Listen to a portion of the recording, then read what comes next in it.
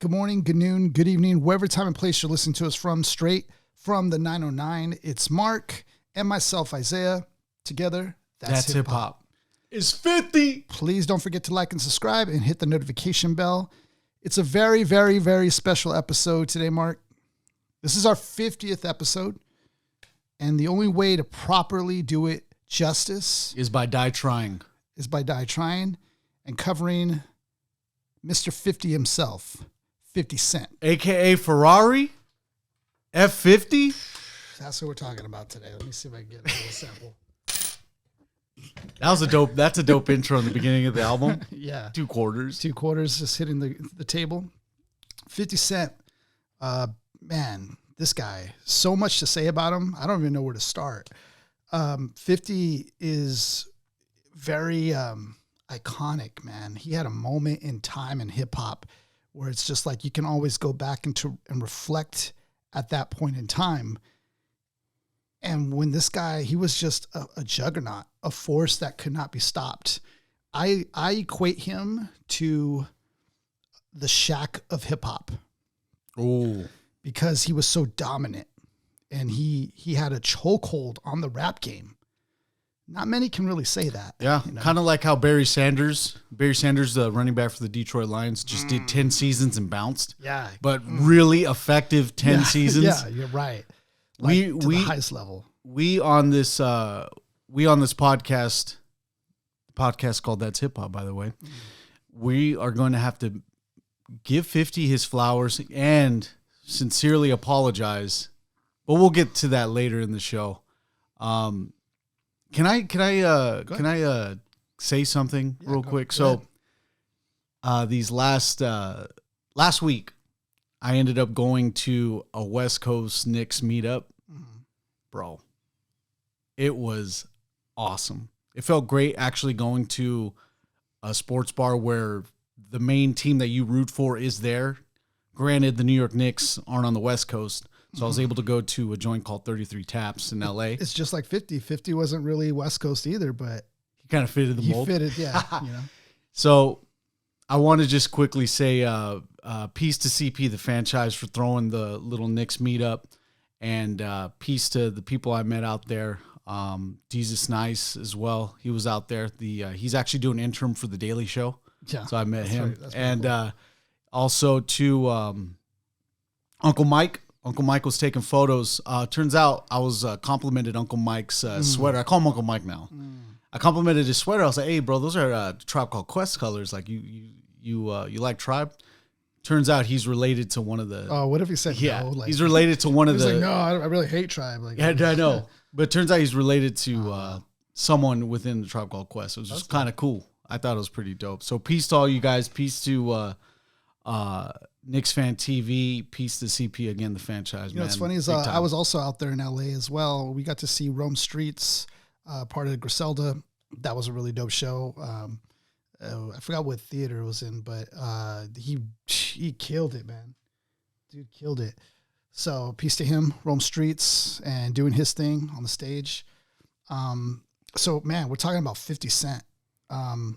Tell me a little bit, Mark, your thoughts about 50 Cent, like what was your experience like? I think we were both in high school at the time when he dropped in the club, but just tell me like your first interaction or introduction into him. Zay, I don't think that's charging. It went from 20 to 10%. Okay. We're gonna have to cut it. We're good. No. I don't think it's charging at all. It went from 20 to 10%. Oh, it's good. No, it's good. It's good. That's how this phone's a little wacky like that. It drops like that, but we're good. Okay. Trust me. Let's run it back. Let's run it back. Okay. I was going to say, we have to run the whole show back. Okay. So we're talking about 50 Cent. 50 Cent's obviously. Run it back. The whole thing. We'll just do it from the get-go. Oh, we had a good start. There's no reason to jump all the way back. From this question. This question was good. We'll be able to cut it? Yeah. Okay, cool. All right. So I'm going to leave the whole thing in there. No, but 50 Cent. 50 and Cent. We're back. And we're back, guys. 50 Cent, big juggernaut in the game. Obviously, when he came in, there wasn't any party that you could go to without hearing it in the club. Anywhere you went, this song was playing. It took over. In class, you heard the song. Like, you weren't supposed to hear it in class, but you heard it in class. Yeah. So just tell me about your experience in like running into 50 Cent. So in the early 2000s, there was a lot of people trying to be this. There wasn't necessarily a power vacuum at the time, but there was an answer that needed to be, there was a call that needed to be answered. And that was to fill in this pop hip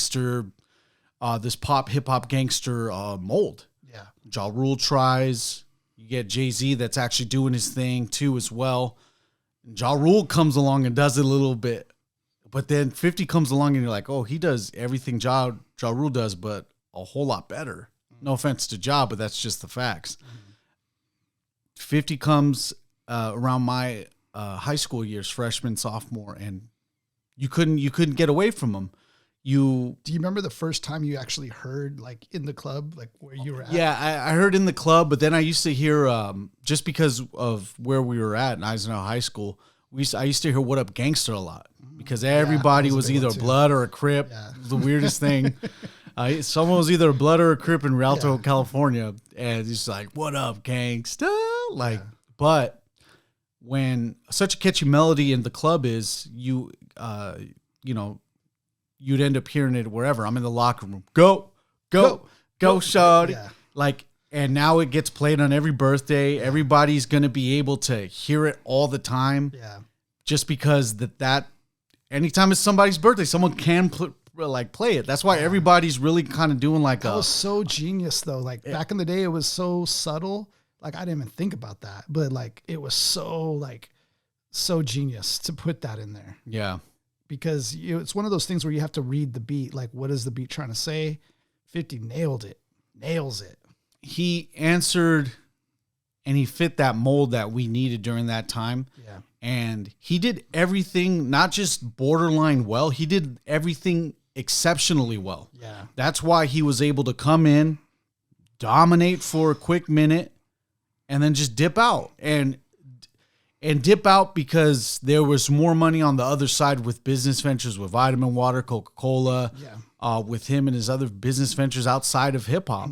Yeah. For you to actually come into the game of hip-hop, survive it, and become wealthy, that's the American dream. That's almost that's the hip-hop dream at its essence. It is, honestly. Because every hip-hop artist wants to reach the very top. They want to chokehold it. Yeah. That's the goal.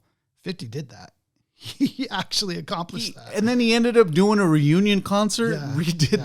He just basically did Get Rich or Die Trying at a concert and sold out like a whole group of shows. Yeah. So that goes to show you that he's, despite what everyone says about him and what we said back in the day, it's all null and void. And we're here on an apology mission because, dude.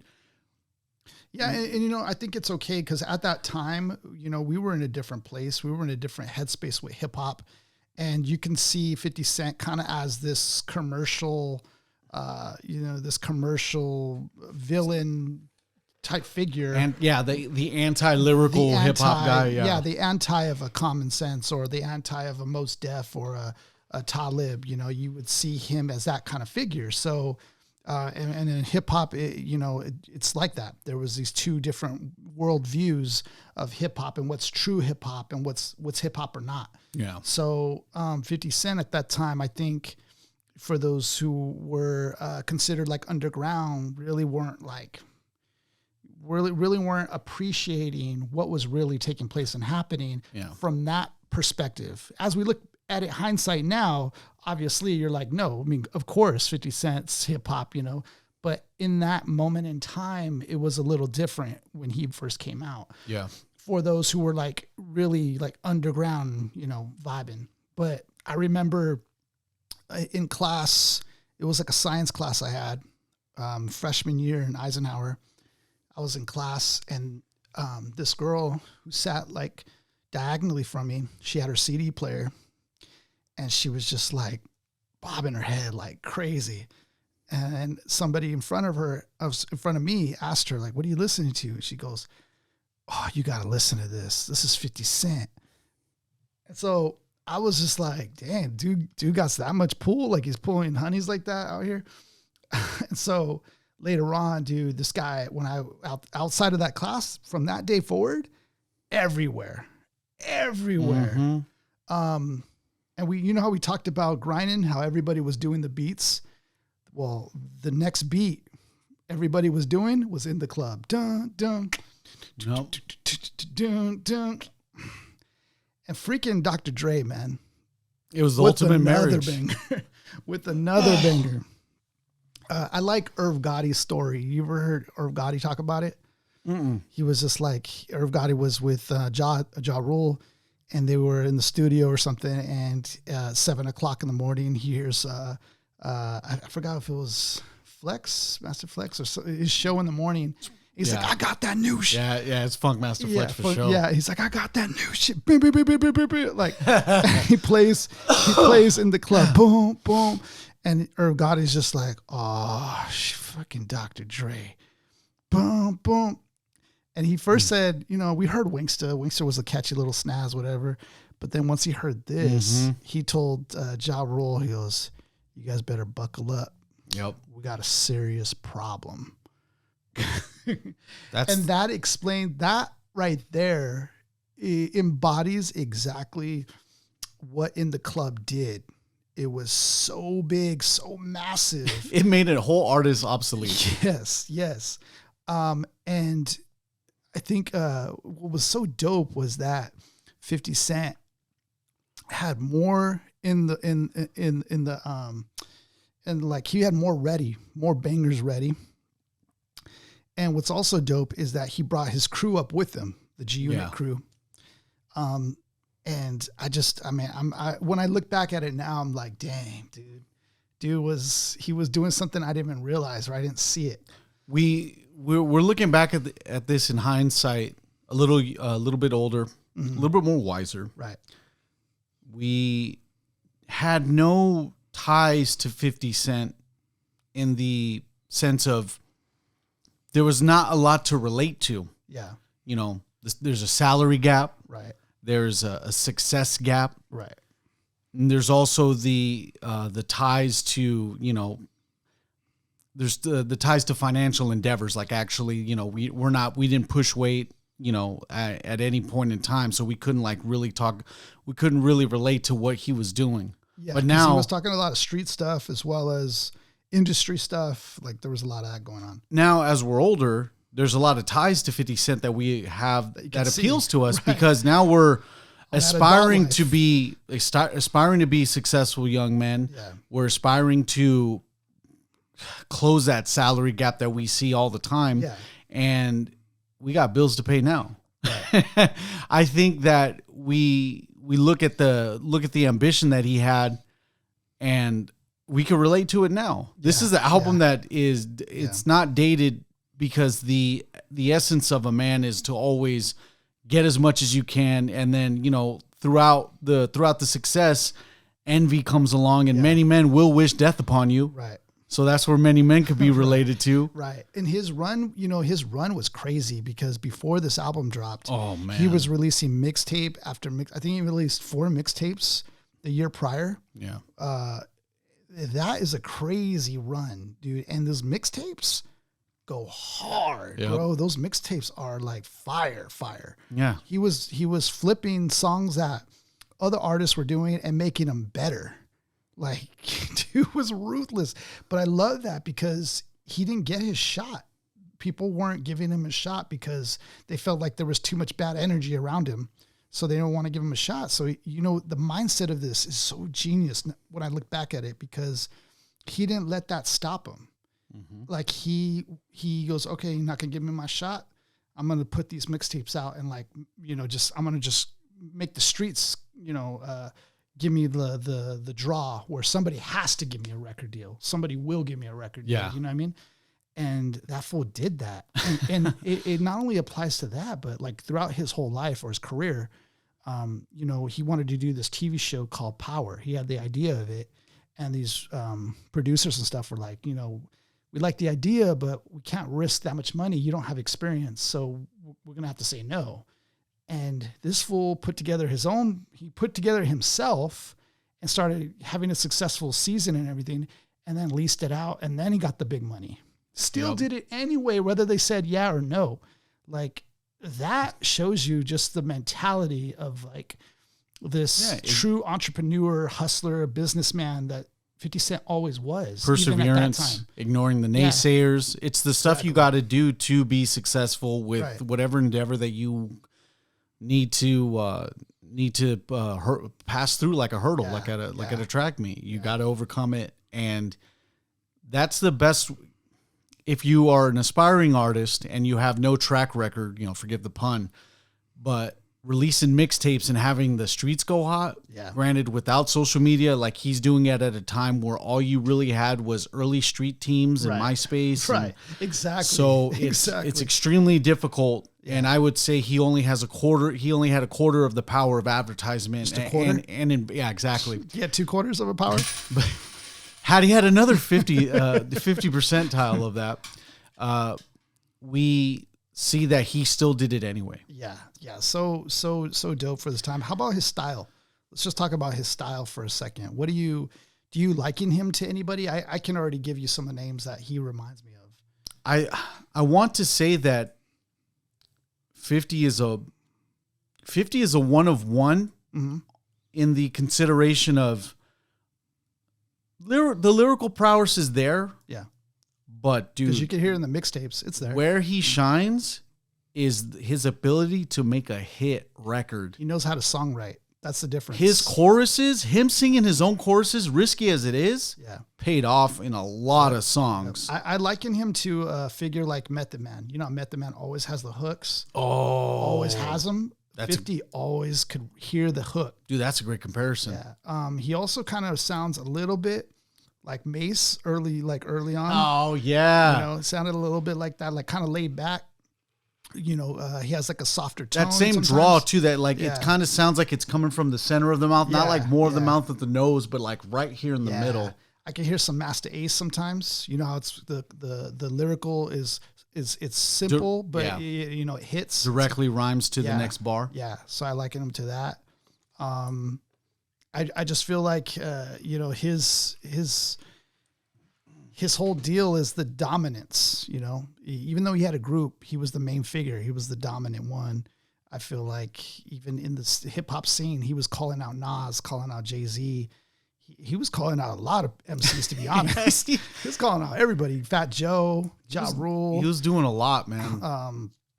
Who else was he calling? Jadakiss. Yeah. He was out for some throats. Man, I feel like the dominance is a factor to him that is unlike any other MC. And talk about hitting the ground running. Yeah, a little bit of Pac in there.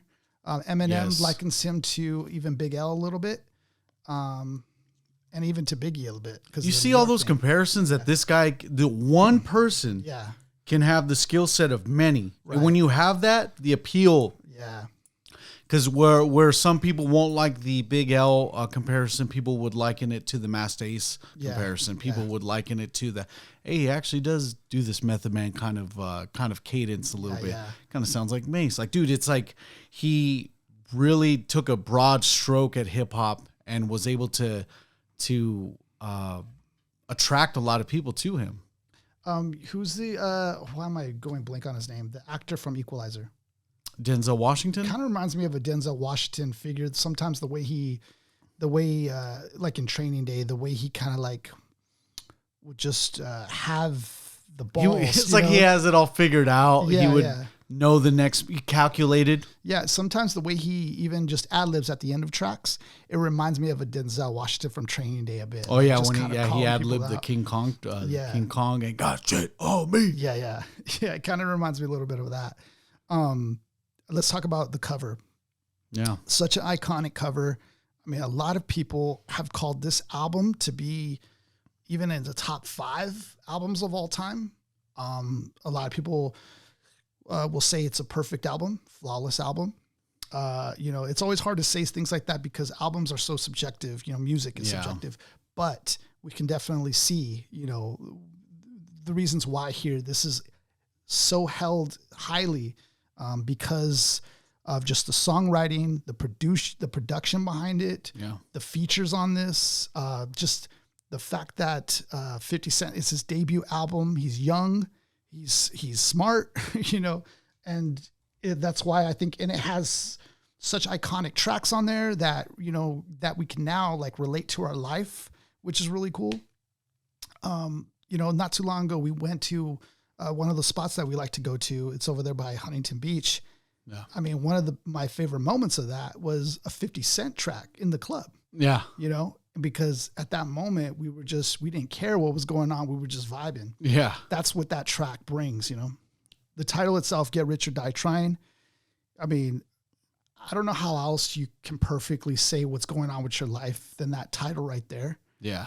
Because obviously we know 50 Cent was shot, almost died, possibly, while trying to make music and trying to get out of the hood from selling crack, trying to get rich, trying to be successful. Imagine if we never had him. Imagine that section of the universe.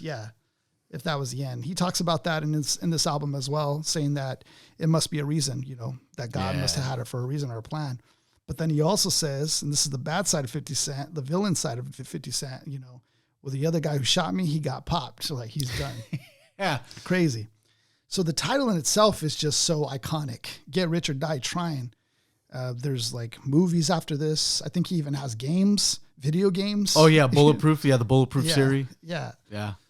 So let me describe the album cover. You have Get Rich or Die Tryin' written in like cursive towards the top left. You have the glass shot up, so that like somebody shot at the album cover or through the window, and you have 50 Cent standing behind it.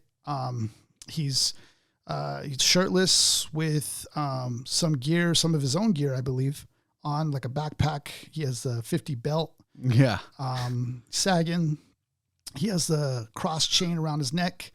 Back when you had iced out, when you had everything had to be iced out. Right. Platinum crucifix, diamond studded. Yeah. I mean, of course, this album represents just even being shot at. Yeah. People are out for him. But yet he has this look on him like, it doesn't matter who comes in my way. I'm going to still make it. Yeah. There's a door in my way. Okay, I'll bust through it. Right. That's what you call soldier's eyes. Yeah. Where you see the eyes of a man who... And that's what he looks like right here. A soldier. Nothing to lose. Yeah. That has seen some shit through his eyes. That stare is, if someone ever gives you that stare, you know that he's seen some things. Yeah. And I like the fact that he has his own gear on. He has the G-Unit belt on, I believe, which is dope because you can see just the entrepreneurial, thing about him, that he's already trying to make moves in the smart way. So yeah, because we even just briefly mentioned I almost forgot about the video games. They had the video games and all that. He did a lot of ventures. He does so many movies. The movie as well. Yeah. Now he's like doing shows, like TV shows. He even mentioned he wants to do like an 8 Mile series, which would be crazy. So yeah, so dope, man. We're talking about 3 tracks today. We're talking about Many Men, In the Club, and PIMP. Yes, sir. So those are our 3 tracks that we're talking about today. And of course, if you don't know, that's how our show is. We usually pick 3 tracks, 3 of our favorite tracks, and then we will dissect them and go through the lyrics and just talk about, what the song is really talking about, and just even the lyrical styles and approaches that the MCs are taking on them. So, yeah, man, there's so much to go. And that's why I call them the Shack, because there's just 50 Cent went into so many lanes that it's just like overwhelming, he went into so many things. And then that's not even saying the beef that he's had with so many people. Yeah. That's its own story. And it's only for a brief moment in time. Yeah. Yeah. It all happened so fast.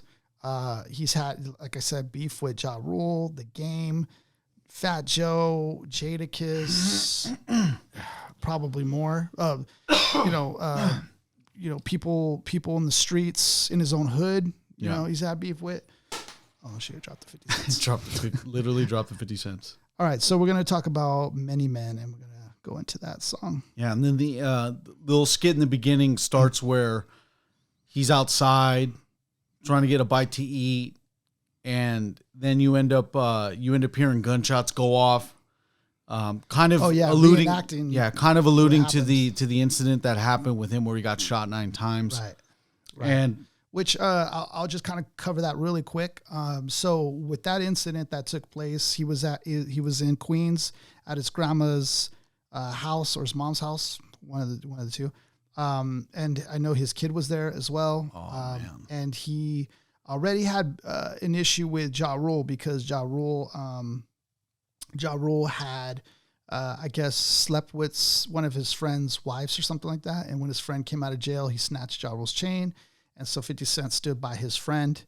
And so Ja Rule and him were in this beef. But Ja Rule had hooked up with the guy that was really plugged into the streets named Supreme, who then figures that 50 Cent's messing with their money. So they put a hit on 50 Cent. Dang. And then that guy shows up now at 50 Cent's hood in front of his house. And that's when the shots occur, but didn't end up killing him. Luckily for us, right? So crazy. And then that beef, continued on to this day, I believe. You imagine doing that hit and thinking like the amount of bullets you gave somebody and knowing that he's still alive. Yeah, Imagine that. Yeah. You'd be looking over your shoulder the rest of your life. Yeah, nah. So when reenacts that, 50 Cent going with the chorus, many men. Which is you end up figuring throughout a couple, like within 4 tracks, you realize that this gentleman does have a gift. Right. Oh, and that is his ability to write, not just the verses, but the choruses, which is the bones of a song, honestly. Yes. This beat was supposed to be for Nas, actually. This beat. This is man. But Nas was like mentoring another rapper, so Nas had a verse on it, but he didn't complete it because he was hoping this other rapper was going to impress him on it. Yeah. And so after, I guess that didn't happen, Nas was kind of like whatever about the beat. And then since they're both on Columbia Records, the guy gave it to 50 Cent. Okay. And look what 50 Cent does with it. Yeah. Crazy. Many men wish death upon me, blood in my eye, dog. I can't see. Is that how it goes? I'm forgetting. No. Let me see. I feel like his he had many men wish death upon me, blood in my eye, dog, and I can't see. I'm trying to be what I'm destined to be, and it's trying to take my life away. I put a hole for fucking with me. Back on my wall, now you gon' see. Better watch how you talk when you talk about me, cause I'll come and take your life away. Many men, many he creates men. These like mantras, like these like these hooks that are like so real, but actually like anthems at the same time. Piece to him using the like little bit of Jamaican slang. He's like, "Wish death upon me." Oh yeah, that's true. I love it. Yeah. Wagwan 50. Yeah. Lord, I don't cry no more. Don't look to the sky no more. Have mercy on me. After he just swore he's gonna kill somebody. So 50 starts off now, man. These pussy is gonna be putting money on my head. Go on, I'll get your refund, cause I ain't dead. I'm the diamond in the dirt that ain't been found. I'm the underground king and I ain't been crowned. You know that line, Big L says something like that. Yeah. You know? That's pretty dope. When I rhyme, something special happened every time. I'm the greatest. Stop it right there. Stop it.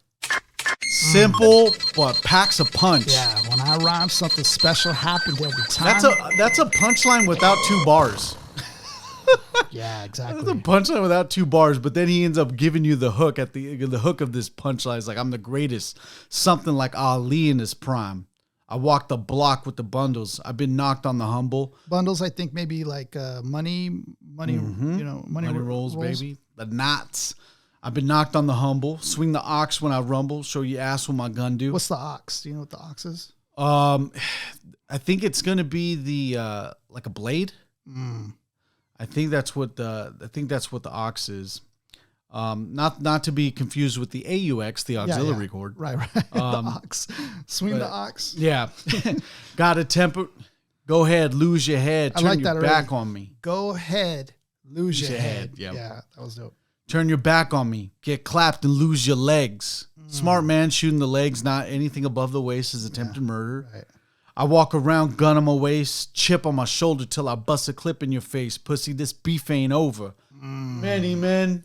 See just how much in your face 50 Cent is. Like, dude got people literally like having hits on him, and dude, it still has open beef, and dude is still clapping, pressing harder, and that's the part that reminds me of Pac. And instead of getting shot 9 times and trying to like cower in fear, right, the guy ends up saying, "Nah, yeah, I'm still going, yeah, still going with the rap game, right, still rapping after that." And you hear Tony Yayo talk about this in interviews. He goes, "Man, it was scary. It was scary out here." And he goes, 50 Cent the block was hot, kept going, man. I mean, Puff Daddy didn't want to work with 50 Cent just because of that, just because. Damn, when Puffy don't want to work with you. Exactly. Damn. Exactly. Sunny days wouldn't be so special if it wasn't for rain. Joy wouldn't feel so good if it wasn't for pain. I like this. See, now he's playing with the dichotomy thing here. Mm-hmm. I like that. Yeah, there's no sunshine without the rain, baby. Right. Death got to be easy because life is hard. It'll leave you physically, mentally, and emotionally scarred. This for my on the block, twisting trees and cigars. See, I like that because no matter how big he is, he still has his mind on the people, locked up, and the people in his hood. Like, he still is thinking forget about them. him. Yeah, he's still thinking about them. For the on lock, doing life behind bars. I don't say only God can judge me because I see things clear. Crooked ass crackers will give my black ass 100 years. Ooh, stop right there. Oh. So that famous song from Tupac, "Only God Can Judge Me Now." I'm thinking of that. And saying that he doesn't say only God can. So this was what distinguishes he knows him the judge from Tupac, right? Is that he knows that it's not just God that's in control, but that there's actually crooked judges out there that are, doing that, putting them to life. Or even in the sense of, when you do a crime, you got to, do the time. Yeah. You will see your day in court if it happens like that. Right. But he understands the savviness to him is that he understands, even though there might not be proper justice for the crime. Correct. Yeah, as well. The judges are purposefully putting them to life. Yeah, alluding to that by literally saying crooked ass crackers will give my black ass. So I like that years. because it shows that he's actually smarter than we think. Because I'll just leave it there. I'm like Paulie in Goodfellas. You could call me the Don, like Malcolm by any means with my gun in my palm. Ooh, metaphors. I like the metaphors he's throwing in here. With Malcolm X's book, By Any Means Necessary. And Paulie from Goodfellas. That's a classic movie. Paulie was the one running shit. Yeah. So it's like, it's dope. Slim switched sides on me. Let's ride on me. I thought he was cool. I thought we was cool. Why would you want me to die, homie? Okay, so Slim was his, I think, manager, and Slim tried to form a meeting with Supreme, the guy who put a hit on 50, and wanted them to meet up and talk to squash the beef. And 50 was just like, nah. You're trying to make me meet up. I was born at night, but not last night. And again, shows you how smart this guy is. 50 for being one that you might think is just letting loose and not smart about stuff. You can see he actually plans. He's a chess player. He's made his cars bulletproof, like Obama, like he mentions. Wearing the vest. The vest, it wasn't just an aesthetic thing. That was actually to protect himself because he knows he has open beef. What else? And these are all things that you made Kevlar vest fashionable. I forgot about that. These are all things Pac didn't do. You know what I mean? This guy, Pac wanted a lot of smoke. Yeah, there was that time where he ended up getting, when he got shot in New York. He's on the gurney, and all you see him is flipping the bird on the way out. He's still knowing that you guys ain't gonna play me. He's crazy like Pac, but smart like Jay-Z. You know what I mean? Yeah, that's a good marriage to have too, because the actual ambition of a hustler plus being street savvy and plus having the knowledge about it. Right. There's he ended up teaming up. And this is what I really thought when I knew that 50 Cent did this. Yeah. After that, I knew that Limitless, the gentleman was limitless at that point. So in the early 2000s, there was a book called The 48 Laws of Power. Oh, it's a book that you've been on this book. And the author Robert Greene actually teamed up with 50 Cent to do a book called The 50th Law. Oh, I didn't know that. Dude, 50 Cent and Robert Greene doing a book, like, I think it's kind of like see what I mean by 50s everywhere? Like literally this guy is like a Shaq, dude. He has his hands in everything. Yeah, so there's a book basically talking about I think it retouches on the 48 Laws of Power. Yeah. But I think that I think 50 Cent either does excerpts on a few of the laws for examples. So it kind of brings a little bit more of like the 48 Laws of Powers actually does like historical references to the laws. Yeah. But then I think after they do the historical reference, I believe that 50 just does his own touch on it after, coupled with Robert Greene doing his translations on this stuff too. So yeah, after that, I was just like, damn, like he knows what he's doing. Yeah, that's pretty crazy. So after the course, again, his third verse, every night I talk to God, but he don't say nothing back. I know he protected me, but I still stay with my God. See, that's what we're saying is that he's smart, dude. Like he knows, he believes in God just like Pac, but he knows at the same time, I still carry my God. You know, and the crazy part about reading these lyrics is that they're catchy, but there's a lack. I mean, there's an actual emphasis on these being like really serious lyrics. Yeah, seriously. It's so real. There's realism to that. Yeah. Because now we know the history behind it. Like we wouldn't have a big grasp on what was going on right when this album came out. Yeah. But with what we ended up finding out later, this album takes a whole it becomes more. There's more depth to it. Right. Because right now I can Google all this stuff. Right. What happened? Everybody's at that point in time, you can't Google any of that. Like it's all hearsay at that point. You don't know what happened. So all the stuff that he's saying, like you don't know whether it's facts or not. You're believing him, but you don't know until now. You can look back and see. I know he protected me, but I still stay with my gat. In my nightmares, keeps pulling texts on me. Psychic says some bitch don't put a hex on me. Now that's also pretty dope because that's also pretty dope because he comes from, not that it's dope that they put a hex on him, but he comes from Queens, right? And Queens has the Jamaica roots, Queens, right? Jamaica Queens, and there's the whole idea of the religion so deeply in there. Yeah. Putting hexes on you actually is again a real thing out there. So that's probably something real that he probably heard from somebody. The feds don't know.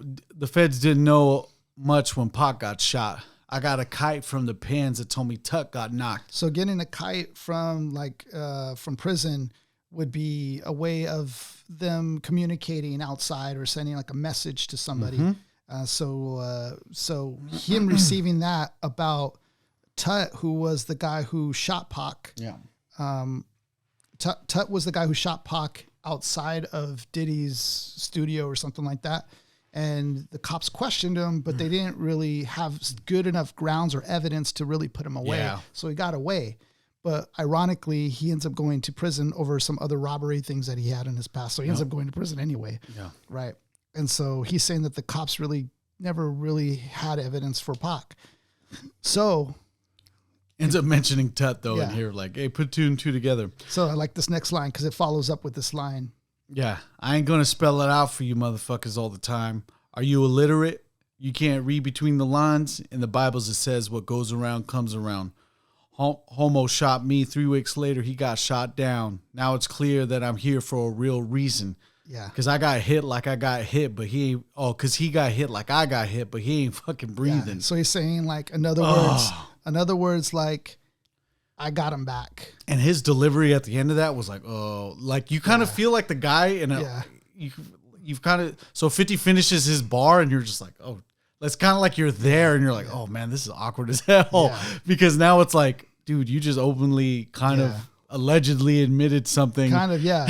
Because he's saying if Tut could get away from shooting Pac, what's to stop him from hiring somebody who could get away from shooting his hitman? So he's saying read between the lines. And even with this chorus, because I wanted to do the chorus at the end, but it's many men, many, many, many men wish death upon me. Lord, I don't cry no more. Don't look to the sky no more. Have mercy on me. Have mercy on my soul. Somewhere my heart turned cold. Have mercy on many men. Many, many, many men wish death upon me. It's No, you can't. Don't look to the sky no more. So he's not really looking to God only. That's what he mentions why he has his gat. So it all connects. Everything connects. The guy centered in faith, but also knows that he has to deal with the things he has to do in reality. Yeah, it's like Jay-Z's Lucifer track. You know how he had to take it in his own hands. Spiritually sound to a certain degree, but he also knows that some people aren't as spiritual as he is, right? And will take matters into their own hands. So he has to be ready when those matters become physical and present. Right.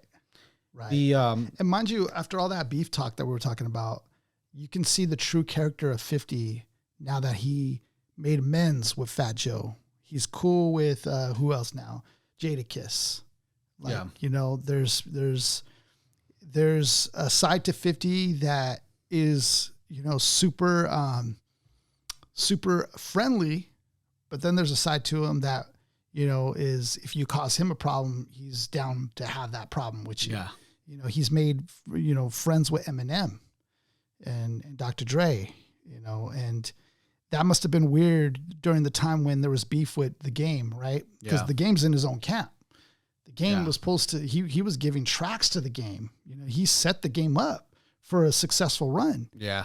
And it was The Game's fault for their falling out, which I always thought at the time, I thought it was just 50, like just trying to he didn't like that The Game was getting shine, so he kicked him out.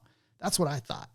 But then you hear the real story is no, The Game was getting big headed and he would go out internationally, start saying, he would start saying like, fuck Jay-Z, you know, fuck everybody. He was starting to call out a lot of names and 50 Cent had to be the one that patched that up. And he had to call Jay-Z and be like, yo, you know, he made a mistake. He didn't mean that, Yeah.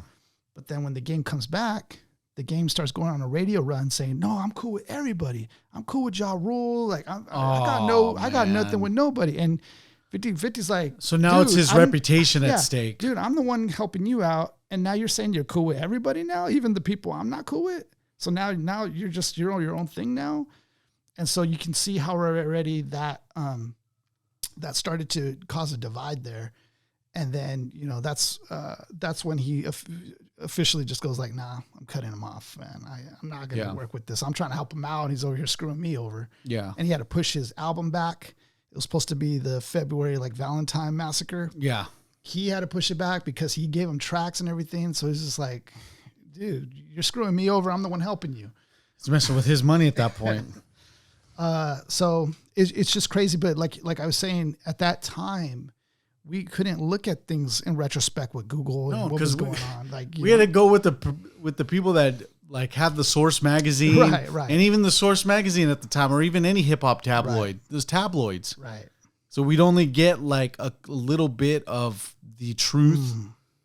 We wouldn't get a lot of anything. And you bring me to another point is we talked about who 50 Cent was like before 50 Cent, but now even after 50 Cent, you got DaBaby, who was very much like a 50 Cent. Pop Smoke, Pop Smoke was like a 50 Cent. He even was with 6ix9ine a little bit until, he realized he had to cut that off, but he even was with him. So I like the fact that 50 Cent, and he even comes out with, who was the guy that was with one of the Jenners? Going blank on his name. Anyways, he was with another guy. It's Travis Scott. Travis Scott too. All right. I like how he's connected, with today's rap. He still peeps game and tries to mentor them, and he sees the mistakes they're making that he made. That's dope in hip hop when you have that connection and you're able to mentor younger ones, and I feel like he helped produce Pop Smoke stuff. And man, it's just kind of crazy. And you see The Game today, The Game was doing all right for a while. Dude. But his last project, dissing Eminem, it just did not work, man. I think the only credit that I ever give Game is that Homeboy's a legit hooper. That boy can ball. Yeah, and on top of that, he was upset about the whole Super Bowl thing because he was from LA. He was like, why is 50 Cent here? Why is Eminem here? He has want a point. To start a fight. Yeah, he has a point to a degree, but it's what it was about. It was Dr. Dre's show. Dr. Dre, that's his circle. So it's Dr. Dre and Snoop. So. The next track that we got here on 50 Cent's Get Rich or Die Tryin. We have to, you know what? It's about dissecting it's about dissecting an artist that is multifaceted. Yeah. Whether it be music wise, whether it be the entrepreneurial spirit that he's dealing with. There's a lot of sides to 50.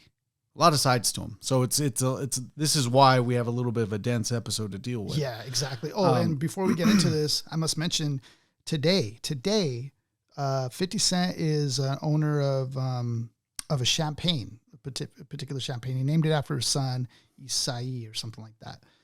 And so what's so dope is that dude realizes his fan base is like people our age are sort of, so it's like 05, 06, if you were in college, you're probably his fan. He would meet those people at a signing event, to sign for his champagne or his book or whatever. But then he says, but at the same time, he still keeps in touch with the younger generation by, showcasing his champagne actually in the club. Wow. And still meets, the young people in the club, but actually meets people like more at that time that were his fans, like in stuff that, cause they're growing up now. Yeah. So he meets them, like, he's such a smart mind, dude, such a smart mind. And it goes with this whole brand of, tracks like this. Like you always think of him for that party song or that birthday song. And you're going to want what? Bubbly up, a champagne and in the club, which is perfectly exactly what it with matches. 50 Cent there. Exactly. And on top of that, he's so connected with the NBA. He actually, instead he brings us champagne because, when you win a championship, you want champagne. No. So he markets it, but he doesn't just do it to the brand or to, like Hennessy will market their stuff through the NBA. He goes, that's dumb. He goes, I'm going to meet the owner directly and the players. I'm going to be directly to them. And so that way they're using my stuff. Forget Hennessy. Like, he's there, he spends the time to actually be there. Just the dope mindset, man. All right. So big track we got to deal with, guys. This is in the club. This is the behemoth. This is the beast in the middle of the two songs.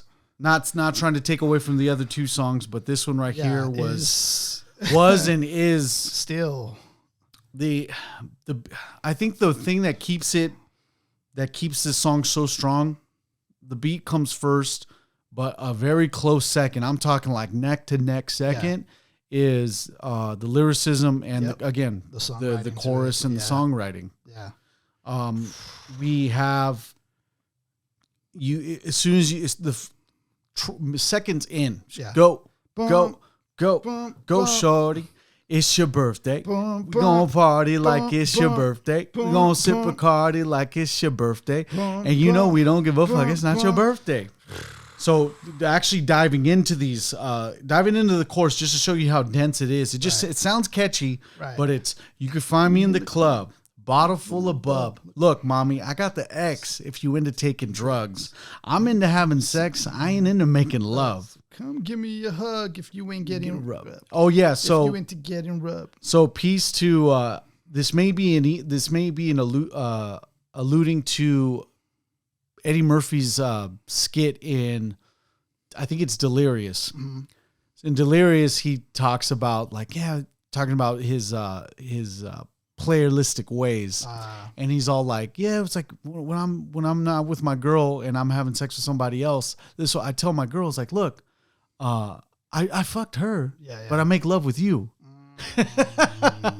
So I think it's kind of like that, where it's like I'm into having sex, I ain't into making love. So it's like the opposite in that aspect. And what's also funny is 50 Cent, he claims that he's never really done drugs. There's never really been into doing drugs. Yeah, or I think there's rare instances where he doesn't really drink. You'll see him with the champagne, but I don't even know if he drinks it. Yeah, and even there's like some That's tracks, what I heard. There's some tracks in this album that deal specifically with like, smoking, whatever, but he doesn't even himself does. I bet you Bacardi got some money because of that, because he was all like, whatever drink we could find. Also, I don't know if this is entirely true, but the rumor is that this chorus was actually borrowed from Lloyd Banks. Lloyd Banks had this on one of their mixtape tracks, and it was just part of his verse. And 50 saw that and was like, we're using that here on this chorus. That's the rumor of how this chorus originated. Lloyd might be getting residuals then. Nah, they didn't give him residuals. That's a businessman for you. No, here's 10 G's. Let me just have this part. Because imagine like he would have got bank off of this track. You know. So, but I don't think so. So come give me a hug if you're into getting rubbed. Find me in the club, bottle full of bub. Look, mommy, I got the X. If you into taking drugs, I'm into having sex. I ain't into making love. So come give me a hug if you into getting rubbed. When I pull up out front, you see the Benz on dubs. When I roll 20 deep, it's 29s in the clubs. Already right there, just there's so much going on. But I love the fact that, you know, he's talking about, you know, he has the Benz, he has the dubs, and then this part where he's rolling 20. Not only does he have the dubs, which is 20s and rims, but he's rolling 20 deep as well. And then not only that, but there's 29s in the club. Yeah. So Here's that's what he means when he's rolling on dubs. Not only is he rolling on the rims, but he's rolling in dubs and everything. Yes. 20 deep, 29s, whatever. Like. They heard with Dre, now they want to show me love. When you sound like Eminem, then the hoes they want to fuck. Look, homie, ain't nothing changed. Hoes down, G's up. I see exhibit in the cut. Hey, roll that weed up. If you watch how I move, you'll make mistakes of me for a player or a pimp. But hit with a few shells, but I don't walk with a limp. If you watch how I move, you'll mistake me for a player or a pimp. This line is so genius the way it's written. Being hit with a few shells, but I don't walk with a limp. And this is the part of that whole realism that we're talking about. His bars are grounded in this realism that makes them harder. You know what I mean? Yeah. Because obviously we know he's gotten shot, right? And he's even recognizing consciously that you might look at him the way he looks, even from the cover of the album, as a player or a pimp, but he's an entrepreneur. He's somebody who's smart, making moves, making about the money. So that's why he says, you may mistake me for a player or a pimp. That's not him. Yeah. But I've been hit with a few shells, but that don't mean I walk with the limp. Yeah. And as a limp, because if you're a player, usually, you know, you walk with a limp as well. Or a pimp. Pimp too. So that plays into it is dope. It's a dope bar right there. In the hood in LA, they say 50 you hot. They like me. I want them to love me like they love pop. I love this because, you know, already, you know, he's now in LA. He's an East Coaster. He's in LA though, and he's hot. But this next line, but holla in New York, will tell you I'm loco. Because in New York, everybody has beef with him, right? Yeah. Everyone has beef with this guy. Everyone's trying to put a hit on him. But over here in LA, you know, everybody loves him. He's hot. He's hot. He's like, oh, really? I'm hot? Go holler at New York then. Tell them that. Tell you I'm loco, and the plan is to put the rap game in a chokehold. I'm fully focused, man. My money on my mind. Got to mill out the deal, and I'm still on the grind. And that's who he truly is. Yeah. Thought he was a player or pimp. The guy he truly is the guy that has the money on the mind. Fully focused, man. Yeah. Now, Shorty says she feeling my style, she feeling my flow. Her girlfriend with her, they buy and they ready to go. I like how he flipped up that flow too. He switched. Went a little multi with it. Like, we'll sped it up a little bit. Yeah, sped it up a little bit. And then, so after the chorus that we all know and love, right? He actually gives you a bridge. Gives you a bridge as well, dude. He goes, my flow, my show brought me the dope. It's so nice because it builds up as well. Oh, yeah, because it's the crescendo. It's the crescendo that happens at the end. Yeah. My flow, my show brought me the dough that brought me all my fancy things, my crib, my car, my clothes, my jewels. Look, I done came up and I ain't changed. And it's a perfect segue back into verse 2. And you should love it way more than you hate it. You mad? I thought you'd be happy I made it. I'm that cat by the car toasting to the good life. You that said, I'm sorry, I got thrown off here. You that said trying to pull me back, right? When my joint gets to bumping in the club, it's on. I wink my eye at your bitch. She smiles, she's gone. If the roof on fire, then let that motherfucker burn. If you're talking about money, homie, I ain't concerned. I'ma tell you the banks told me. Cause go ahead, switch the style up. If hate, then let them hate. Watch the money pile up. Lyrics so so impactful that Kanye ends up taking that Yes. a little bit later Right. in his graduation album. And you know it's on the good. Good Life. You know it's good when other MCs either reference you in one of their tracks or takes a sample or whatever. You know it's good. Yes. Like, you know it is. Or when we go upside your head with the bottle of bub, they know who we fucking be. You can find me in the club. And see how he changed the scheme to rhyme with club and bub again, and right into the chorus, like to then rhyme some more. Yeah, he found something. He found lightning in a bottle. He did. And the impressive fact of all this is that this is one of the singles, but 3/4 of this album are bangers. Yeah, yep. And a lot of people are going to argue till the end of time on trying to figure out what songs are better, because there's a lot of songs that people will be able to make a good case for. Yeah, like for example, we were talking about even Patiently Waiting. That could have easily been in here. You have an Eminem verse along with 50 and talking about, just the upcoming success that they know they're about to have. Like, dude, that track is crazy. And then he kind of gets it's like, with all the hip hop going on within Get Rich or Die Trying, you also have shout out to 21 Questions. Oh yes, where it is a lot. It is emphasis on songwriting. It's the perfect blend of R&B and hip hop to me, because it's like he gets simpy. That's good. Yeah. He gets simpy. He's doing it on that song, but it's still like it's the ultimate. It's the ultimate compliment to be like, hey, look, like I like you, and just see about me. Yeah.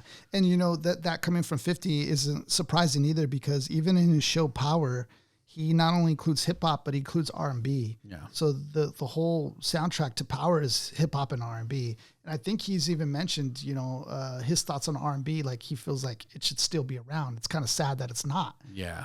And I feel the same sentiment. Like, I feel like R&B, I mean, I was lucky that we got to experience like such a movement in R&B, you know what I mean? Because there were some dope tracks. We got a good part of the end phase of it, man. Oh, yeah. I want to mention about this song, though, before we leave it, that there was a story, and I forget, it was one of the G Unit members who was talking about when they were first like writing this, is I guess Dr. Dre gives, I don't know if it's Tony Yayo or Lloyd Banks or somebody, he gives one of them the CD that has the beats, this beat particularly on it.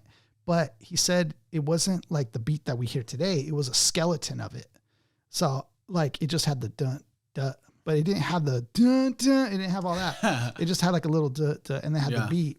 And he had like, he couldn't even just walk with it. He had to have security team walk with him because they already knew like already what they had. He knew how much of a banger it was going to be. So he walks with security. They take it to 50 Cent. 50 Cent's writing this with, without Dr. Dre in the room or nothing. He's just writing it. And then once they finally connect, Dr. Dre like tells him, get in the booth. Like he heard, I guess, some spit it or something. Get in the booth. Oh, and I think it was either Tony Yayo or Lloyd Banks, one of the two, or Young Buck, one of the three. They were in the room just kind of watching this, like a fly on the wall. And he's hearing it, and he says Dr. Dre has speakers from the roof all the way to the floor, and he thinks he lost one of his frequencies in hearing that day just because of how loud they were banging that. And he was just like, this shit is hot. Yeah. Oh, my gosh. Can you imagine being in that room, like, knowing what was going to be played into the masses. Right. And you had it. Oh, that's too crazy, dude. He does the outro. Don't act like you don't know where we be. We in the club all the time. So pop off. G-Unit. G-Unit. Man. We,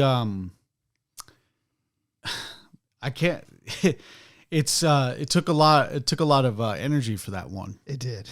In the club takes a lot of energy, whether hearing it, whether dissecting it, whether partying to it. Right. It does a lot for you. Brings back some good memories sometimes too. Yeah. And it's just so crazy because all of New York knew about 50 Cent, man. A lot of them knew about him and they knew how talented he was. They just thought he was trouble though. You know what I mean? And so that's why nobody wanted to fuck with him, because they were just like, nah, he's bringing the wrong energy. He was like a Pac, and we just literally saw what happened to Pac. Nobody wanted that energy. Yeah. But I mean, how gratifying is that, you know, like you were being told no this whole time. It's about, Still made it happen. And now you're on top and you have it in a chokehold. Yeah. Oh, it's man. just desserts for everybody who didn't believe in you. Yeah. You know, I bet you his high school reunion was pretty dope. Yeah. What are you doing today? He said that. Curtis, what's going on with you? He said after this album, he could have sold a blank CD and it would have been like record sales. Like after he could have sold anything after this. CD. He could have sold a blank CD and it would have been